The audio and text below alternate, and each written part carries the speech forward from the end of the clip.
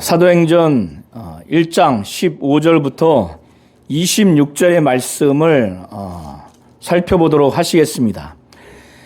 예수께서 부활 승천하신 다음에 그 과정에서 제자들과 또 많은 믿는 사람들이 예수께서 말씀이 육신이 되어 오셔서 이 땅에 고난당하시고 또 우리의 모든 죄를 짊어지시고 저주를 담당하시기 위해서 죽으시고, 그리고 하나님이 예수가 하나님이고 하나님의 아들로서 의인이기에 하나님이 성령으로 예수를 살리셨습니다.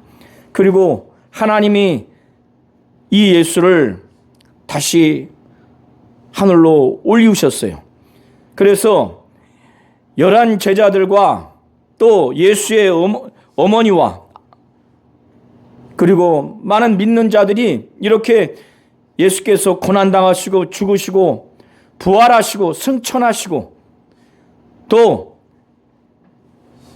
제자들이 하늘 위로 올라가시는 예수를 아주 쳐다보면서 구름이 가려워서 볼 수 없을 때 옆에 있던 흰옷 입은 두 사람, 그 천사 둘이 그들을 책망하면서 어찌하여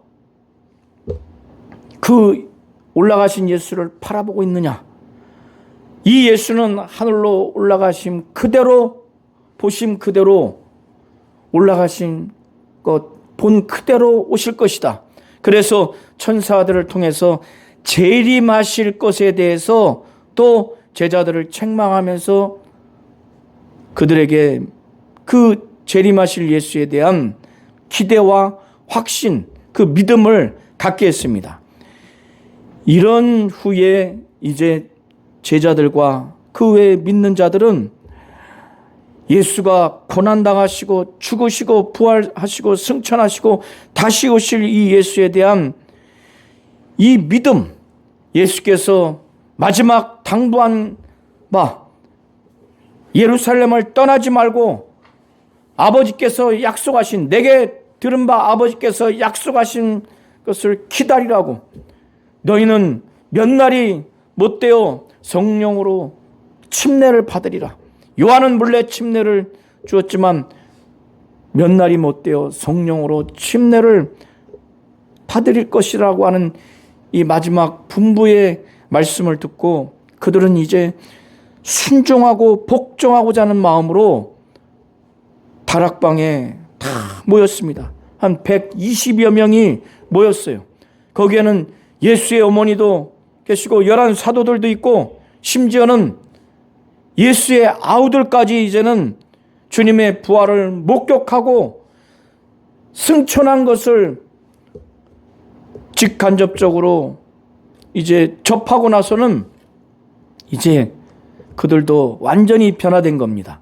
이런 상태에서 그들은 이제 낙심하고 서로 정죄하고 판단하고 무시하고 이런 마음이 다 없어졌어요. 오직 그들은 더불어서 마음을 같이해서 영적으로 마음이 하나가 된 겁니다.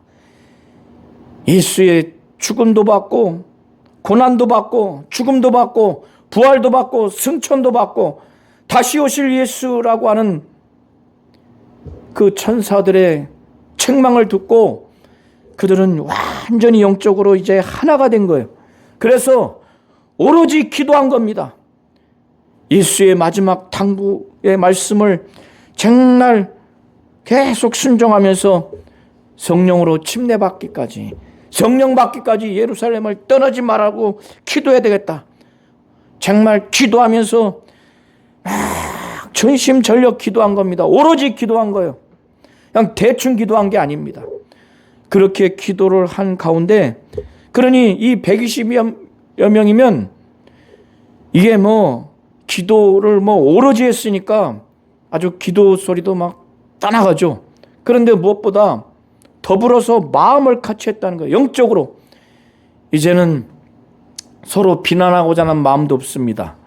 서로 정죄하고자 하는 마음도 없습니다. 누가 잘했나 못했나 자격이 있나 없나 이제 그럴 지금 심령이 아니에요. 오로지 마음을 같이 해서 오로지 기도하는, 그래서 성령 받게 해달라고 막 기도하고 예수의 살아 계시면서 그의 말씀과 행하심이 주마등처럼 막 지나갔을 겁니다.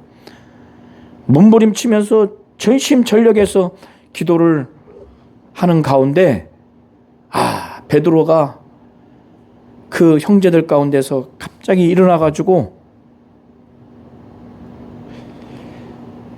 하나님의 뜻을 이루고자 구약의 다윗을 통해서 하셨던 그 성경 말씀이 이루어졌고 또 지금 이루어야 한다고 하는 하나님의 말씀, 성경에 기록된 말씀, 성령이 다윗의 입을 통해서 하신 말씀을 그들에게 가르치면서, 그래서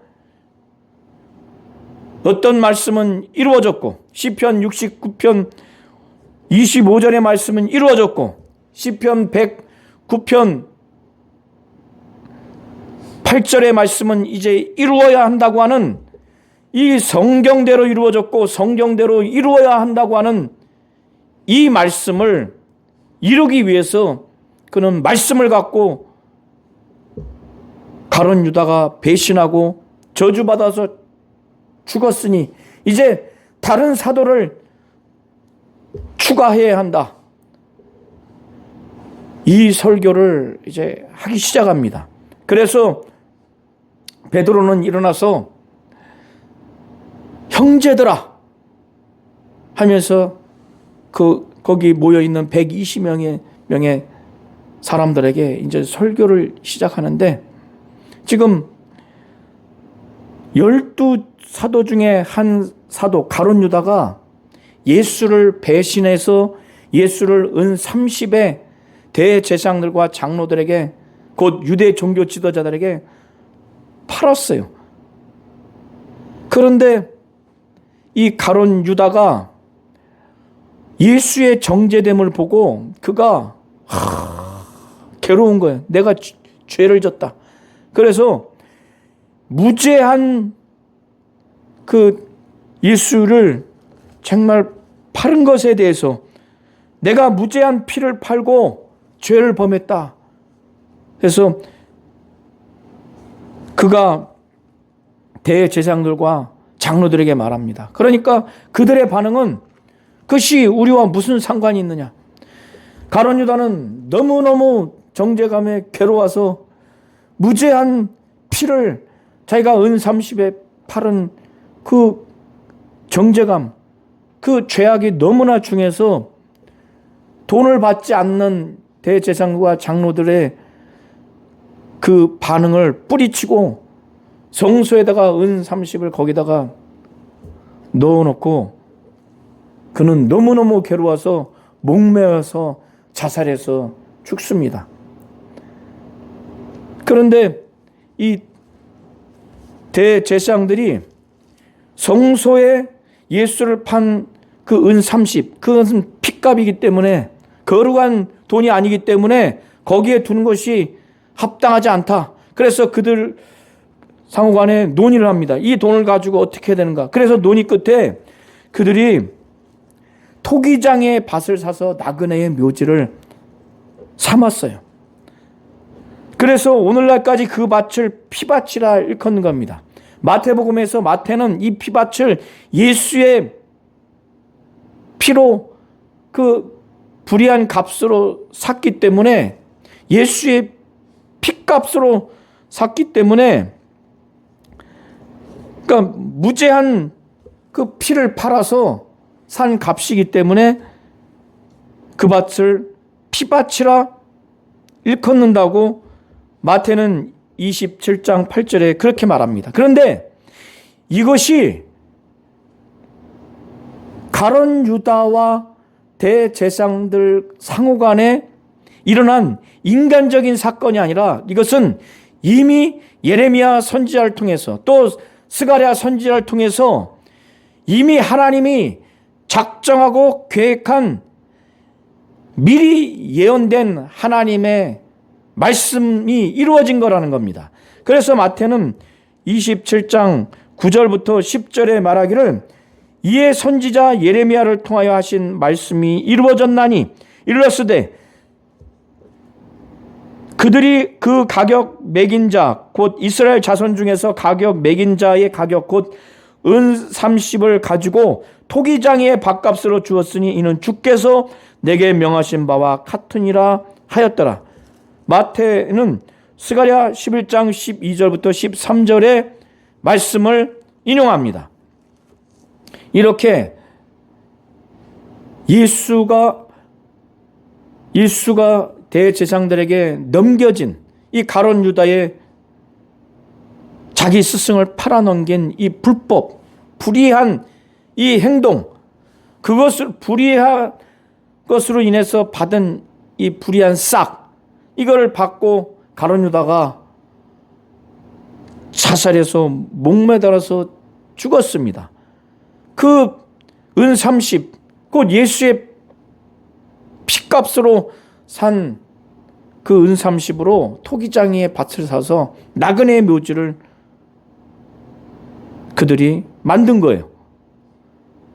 자, 이것을 두고 베드로는 12사도 중에 한 사도가 이렇게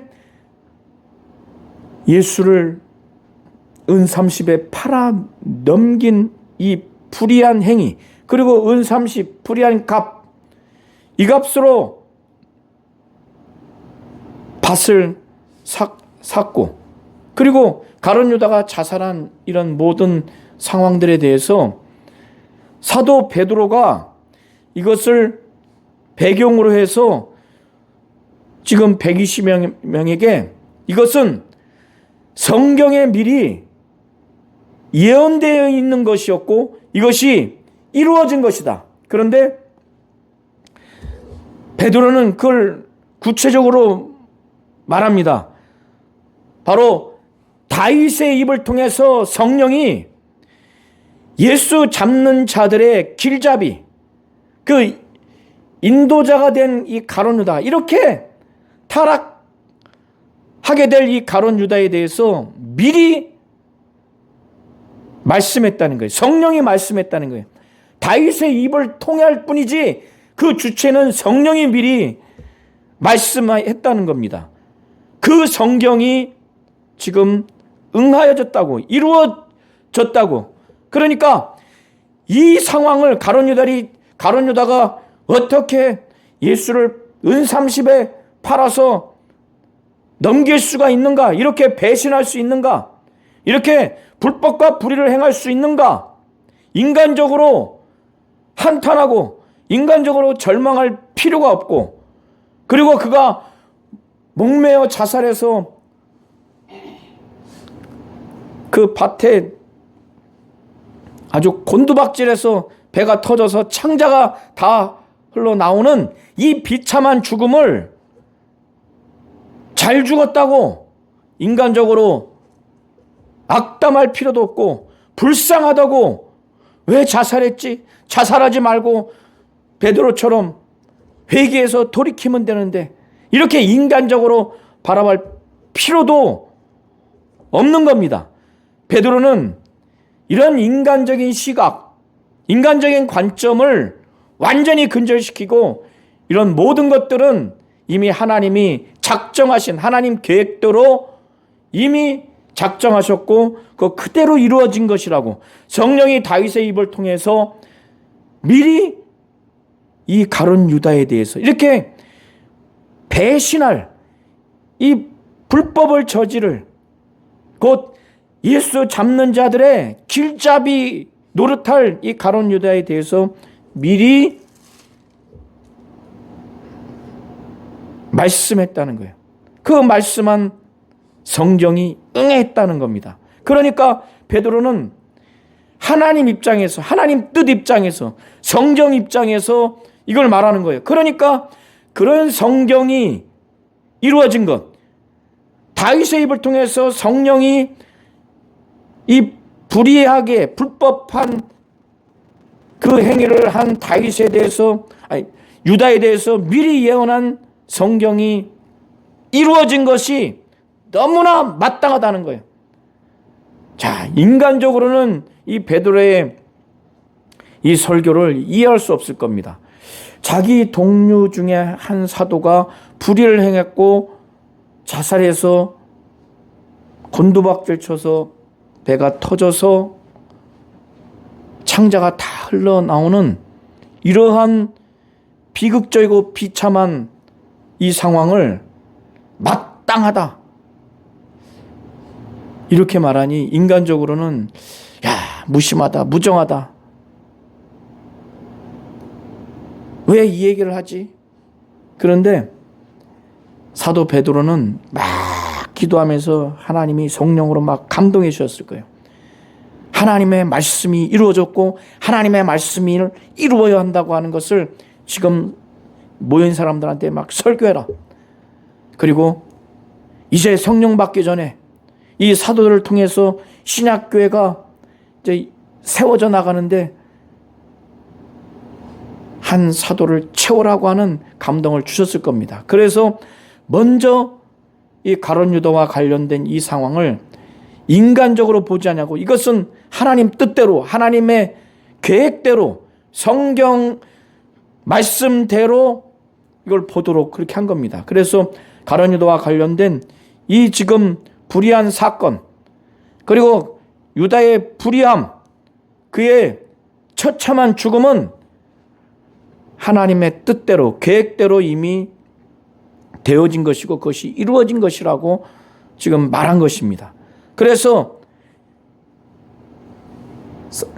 베드로는 1장 20절에 시편 69편 25절 그리고 시편 109편 8절의 구체적인 말씀을 이제 인용하면서 시편 69편 25절은 이루어졌고 이제 시편 109편 8절은 이제 이루어야 한다는 차원에서 이제 먼저 대략을 말하는 거예요. 이 가룟 유다, 이 사람은 본래 이 사도들 12사도, 그러니까 우리 수 가운데 참여하여 이 직무의 한 부분을 맡았던 자라고. 이는 재정 담당을 맡았고 또 다른 사도들과 같이 사도의 그 부름을 받고 사도로서의 직분을 맡았던 자였다는 거예요. 그러나 그가 이 직무를 버려버렸죠. 지금 사도행전을 쓴 누가는 이 베드로의 가룟 유다의 이 상황을 성경을 근거로 해서 설명하는 데 있어서 그 배경을, 가룟 유다의 배경을 더 이해시키기 위해서 18절과 19절을 누가는 지금 더 기록합니다. 이 사람 가룟 유다는 불의의 싹스로 밭을 사고 후에 몸이 곤두박질하여 배가 터져 창자가 다 흘러 나온지라. 그러니까 이 일이 예루살렘에 다 소문이 났어요. 가룟 유다가 예수를 팔아 넘겨서 그가 무죄한 피를 은30에 팔았다는 것 때문에 그가 괴로워서 목매달아 죽었는데 나뭇가지가 부러졌든지 줄이 끊어졌든지 그 몸이 곤두박질 쳐서 배가 터져서 창자가 다 흘러나온 것을 그 당시에 예루살렘에 있는 사람들이 다 알게 된 거예요. 그러니까 그 예루살렘에 있는 사람들이 그들의 말로, 그러니까 아람어로 아겔다마라고 그 밭을 그렇게 말합니다. 그것은 헬라어로 피밭이라는 뜻이에요. 그러니까 누가가 왜 이걸 말했느냐? 지금 베드로가 일어나서 유다와 관련된 이 상황이 성경에 예언되어 있고 이제 예언되어 있고 그것이 이루어졌고 이루어야 한다고 하는 것을 지금 베드로가 말하고 있는데 이 설교를 더 이해시키기 위해서 유다와 관련된 상황을 18절 19절을 지금 말하는 겁니다. 마태복음 27장 3절부터 10절에 가룟 유다가 불의하게 예수를 팔아넘겨서 그가 목매어 자살해서 죽었고, 그리고 그 값을 주고 토기장의 밭을 산 이 상황을 마태는 가룟 유다가 자살하는 과정을 말한 것으로 보여지고, 누가는 자살한 결과를 두고 묘사한 것으로 보여집니다. 그러니까 마태는 그가 무죄한 피를 팔았다, 그래서 예수의 정죄감을 보고 막 괴로워서 그가 목매달아서 자살한 것. 그런데 누가는 그가 자살한 후에 몸이 곤두박질 쳐서 배가 터져서 창자가 다 흘러난 것을, 그 결과를 기록한 거죠. 그리고 마태복음에서는 마태가 이 밭을 대제사장들이 산 것으로 이렇게 표현했는데, 누가는 유다가 그 밭을 산 것으로 표현되어 있어요. 종합해서 보면은 대제사장들이 결국 산 것을 누가는 유다가 산 것으로 그렇게 표현한 것으로 보여집니다. 실질적으로는 뭐 유다 돈이니까 유다가 산 것으로 그렇게 볼 수도 있죠. 그러나 겉으로 볼 때 형식적으로는 대제사장들이 그 밭을 산 겁니다. 자, 그러면서 이제 베드로가 가룟 유다가 불의하게 예수를 팔아 넘기고 은 30을 받아서 목매어 자살한 것이 이미 예언되어 있었고, 그 예언된 것이 이루어졌다고 하는 것, 그것을 시편에 이미 기록되어 있다는 거예요. 시편 69편 25절에 그걸 근거로 해서 베드로는 그걸 해석합니다. 시편 69편 25절에 원래 그 본문을 아주 100% 그대로 인용하는 것이 아니라 조금 변형해서 인용을 합니다. 그의 거처를 황폐하게 하시며 거기 거하는 자가 없게 하소서. 이 시편 69편 25절은 본래 시편 기자인 다윗을 대적하는 그 악한 자들을 향해서 다윗이 그들을 향해서 하나님이 심판해 달라고 하는 그 하나님을 향한 호소의 내용이에요. 기도의 내용입니다. 그래서 시편 69편 25절을 보면은 그들의 거처가 황폐하게 하시며 그들의 장막에 사는 자가 없게 하소서.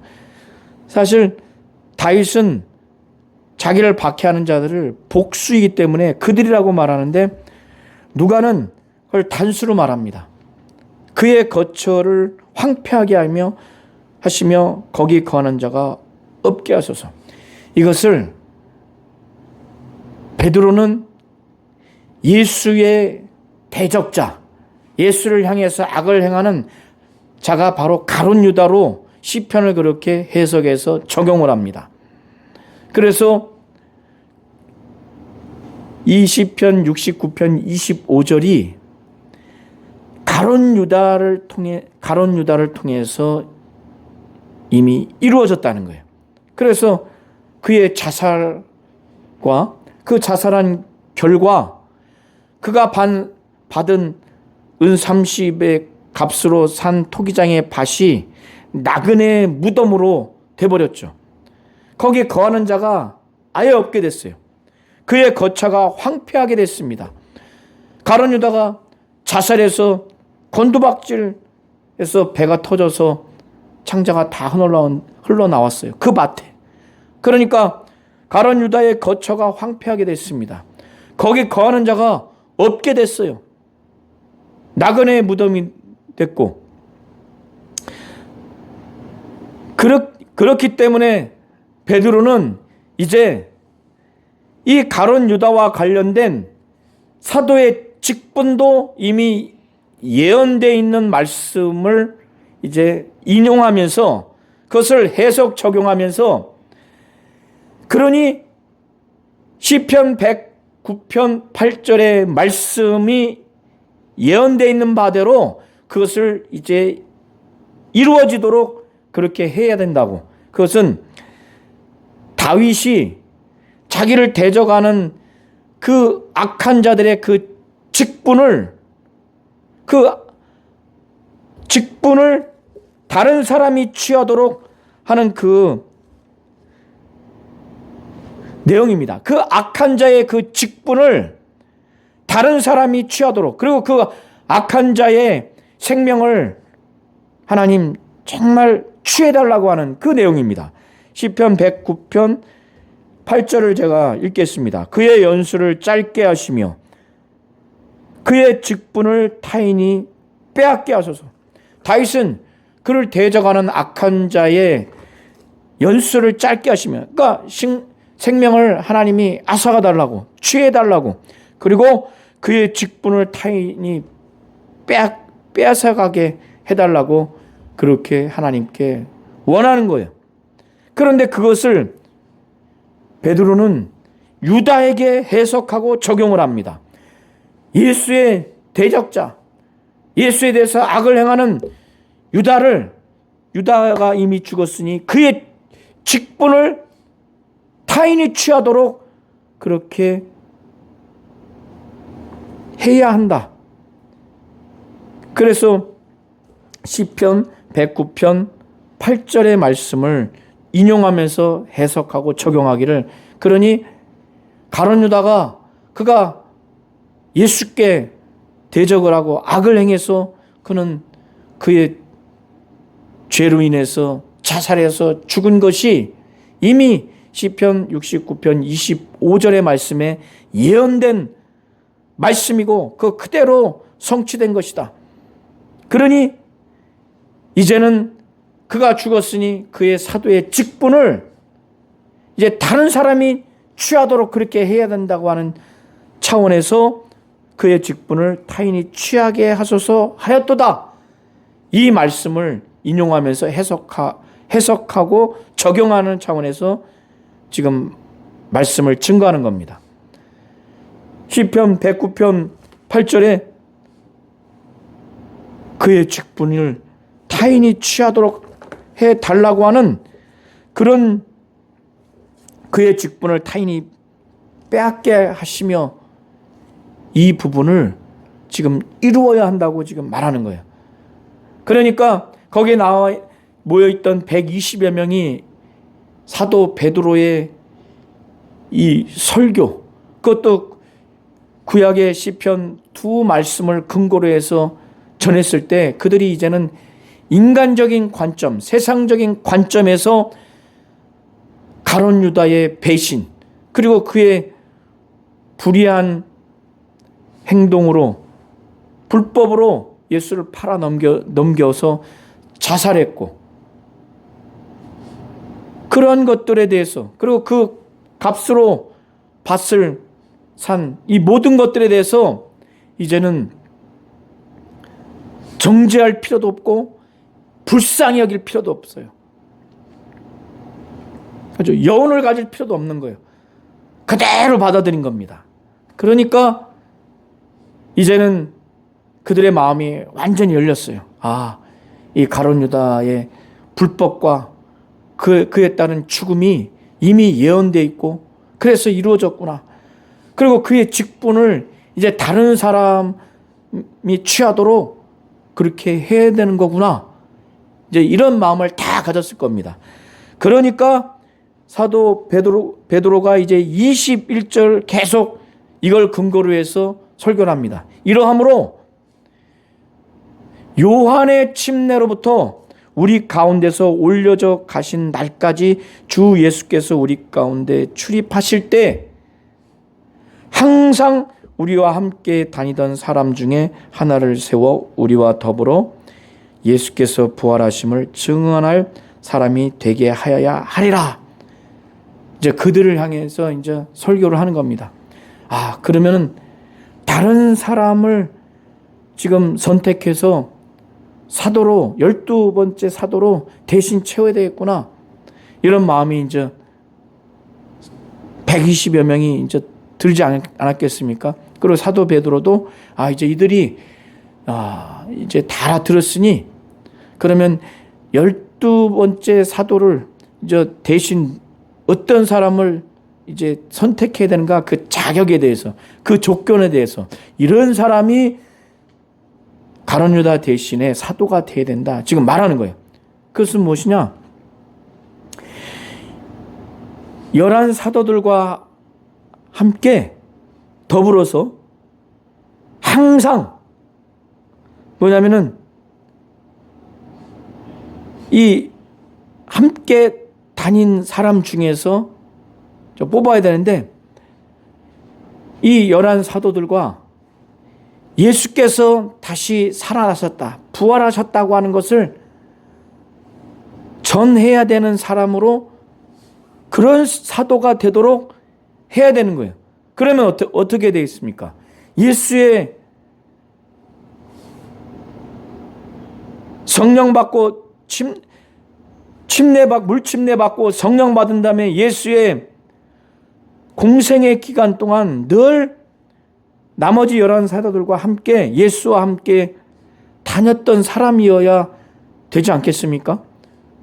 그리고 예수께서 죽으신 것도 다 알고 예수의 부활도 보고 예수의 승천도 본 사람만이, 그러니까 이 11 사도들과 함께 아주 친밀히 예수와 아주 동고동락한 그런 사람만이 예수의 부활을 증거할 수 있지 않겠습니까? 그러니까 사도 베드로는 이것을 2절을 통해서 말하는 거예요. 요한의 침례로부터, 그러니까 예수께서 공생의 사역을 하기 전에 요단강에서 침례 요한에게 물침례를 받고 나서 성령이 예수에게 임했어요. 그러고 나부터 공생애가 시작됐습니다. 광야에 가서 40일 동안 밤낮 줄이신 다음에 마귀에게 시험을 받은 다음부터 이제 막 본격적으로 성령이 막 역사했죠. 그러니까 요한의 침례로부터는 그렇게 여기시면 됩니다. 학자들은 요한의 침례, 요한의 사역부터라고 하는 학자들도 있는데, 12번째 사도가 예수의 부활을 증언해야 하는 이 사역의 삶을 살기 위해서 어디부터 어디까지를 지금 말했을 때는 요한의 침례 사역이라기보다는 철저하게 예수의 공생의 사역 시점과 예수의 공생의 사역이 이 땅에서 마쳐지고, 물론 예수의 죽음이 공생의 마침이지만은, 그러나 부활하신 몸으로 40일 동안 이 땅에서 또 제자들에게 보이시고 가르쳤기 때문에 부활한 몸으로 승천하기까지 이 땅에서 제자들과 믿는 자들에게 보이시고 행하시고 말씀하신 그 기간을 철저하게 시작과 끝을 바로 의미 지어지는 그 시작과 마침을 사도 베드로는 중점적으로 지금 말하는 것으로 보셔야 됩니다. 그러니까 예수 중심의 시작과 마침을 지금 말하는 것으로 보셔야 돼요. 그래서 1장 21절에 요한의 침례로부터는 요한의 침례 사역부터라기보다 요한이 예수에게 물침례를 주고 예수에게 성령이 임하신 공생의 시점부터 우리 가운데서 올려지신 날까지, 곧 하늘로 승천하신 날까지, 그래서 하나님 보좌 우편에 앉으셨죠. 이 기간 동안에 주 예수께서 우리 가운데 출입하실 때, 예수께서 들어가시고 나오실 때 항상 우리와 함께 다니던, 그러니까 11 사도들과 함께 다녔던 사람들이 이제 복수인 거죠. 그래서 그 당시에는 사도는 아니지만은 거의 사도와 방불할 정도로 사도들과 함께 했을 뿐만 아니라 이 사도들과 예수와 동고동락한 거예요. 예수께서 말씀하시고 행하시고 예수의 희노애락을 가까이서 긴밀하게 보고 듣고 느꼈던 그런 자들. 그래서 죽음까지 보고 부활도 보고 승천도 본 이런 자들 중에 한 사람이어야 된다. 당연하지 않습니까? 이런 자만이 예수의 부활을 당연히 증언할 수 있죠. 이 얘기를 하니까 그 120여 명이 이제 자기들끼리 논의를 했겠죠. 이 기록은 안 나와 있지만은 그래서 그 중에 이 조건에 다 부합한 사람이 많이 있었겠죠. 그러나 그들 중에서 그래도 아주 가장 훌륭한 두 사람, 요셉이라고 하는 사람, 그리고 마띠아라고 하는 사람을 이제 추천했어요. 내세웠어요. 그들 앞에 이제 세웠습니다. 근데 이 요셉은 바사바라고도 하고, 바사바라고 하는 것은 안식일의 아들이라는 의미입니다. 그리고 별명이 유스다라고 하는 사람이에요.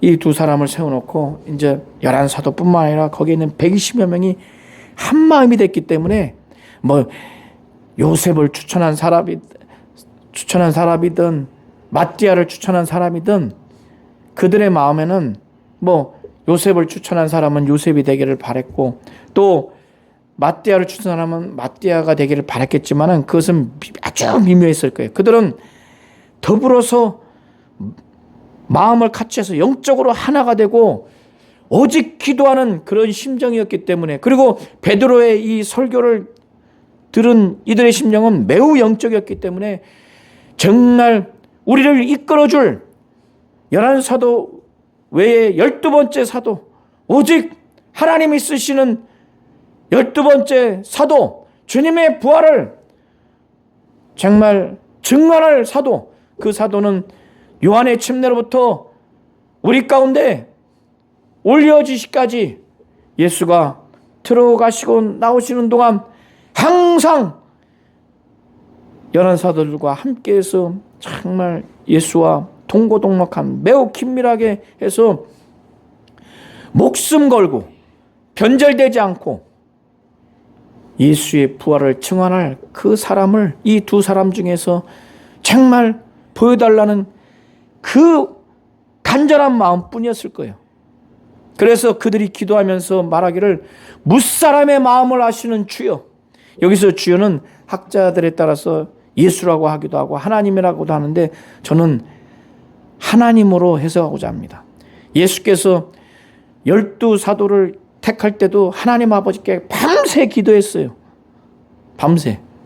그러니까 저는 하나님이 옳지 않는가 생각을 합니다. 그래서 그들이 무사람의 마음을 아시는 주여, 이 두 사람 중에 누가 주님께 택하신 바 되어 봉사와 및 사도의 직무를 대신할지인지를 보이시옵소서.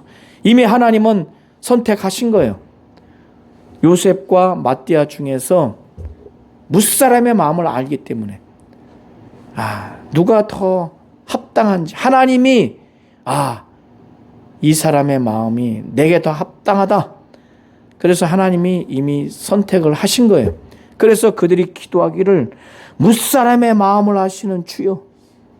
그러니까 사도로서의 자격을 훤히 그 사람의 마음을 아시는 하나님이 그 사도의 마음이 아주 중요하다는 것을 이미 지금 알고 있는 거예요. 이들도. 이들의 마음을 완벽하게 아는 하나님이니까 사도로서 합당한 자라면은 그의 마음을 훤히 아시는 하나님이 이미 선택을 하셨을 것이다. 그러니까 그 마음이 그렇게 중요한 거예요.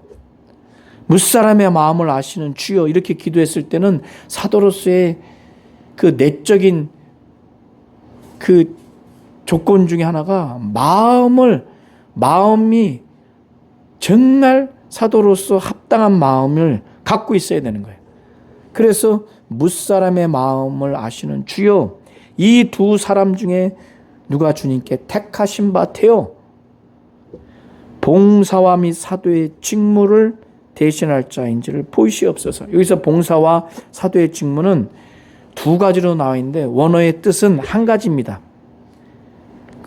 직분, 그 사도의 그 어떤 그 직무 내지는 지위로 이런 유로 이해하시면 돼요. 그러니까 사도의 그 직분, 그 직무가 바로 봉사의 내용인 거예요. 사도로서의 직분, 그 직무의 내용이 봉사인 겁니다. 그렇게 이해하시면 됩니다. 자, 이렇게 기도하는 것은 무엇이냐? 잠언 16장 33절에 보면은 제비는 사람이 뽑으나 모든 일을 작정하기는 여호와께 있느니라. 이게 무슨 말이냐면 제비는 뽑지만은 그 제비를 통해서 최종 결정은 누가 하느냐?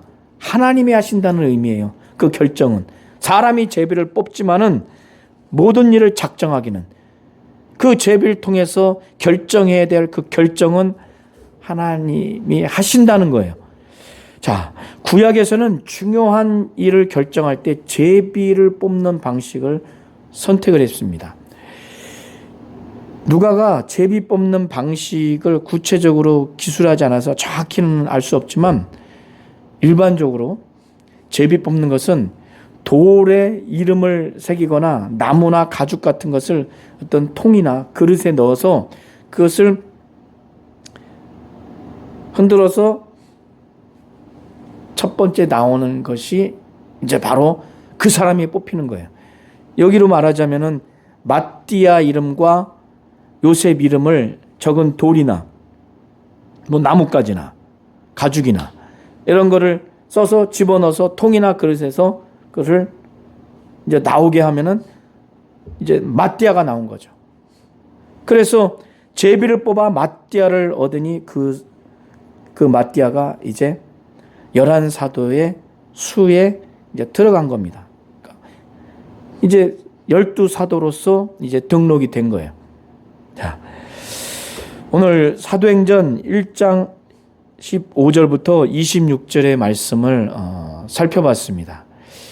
자, 이걸 잘 보시면서 이들이 모여서 기도하고 예수의 마지막 당부, 예수의 고난당하시고 죽으시고 또 부활하시고 승천하시고 다시 오실 이 예수에 대한 확실한 믿음과 예수의 마지막 당부, 예루살렘을 떠나지 말고 내게 들은 바 아버지께서 약속하신 것을 기다리라. 요한은 물로 침례를 베풀었으나 너희는 몇 날이 못되어 성령으로 침례를 받으리라.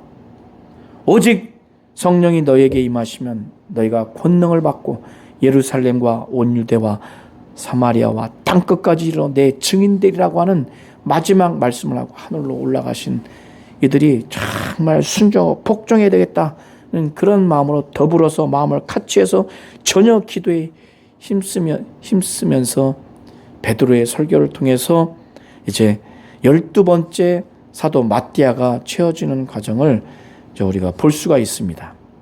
이제 이 이후에는 이제 성령이 막 임하는 사건이 나타나고 이제 초대교회가 이 12사도를 통해서 이제 세워지는 것을 우리가 이제 볼 수가 있습니다. 다시 한번 요한복음 사도행전 1장 15절부터 26절을 잘 읽으시면 좋겠습니다.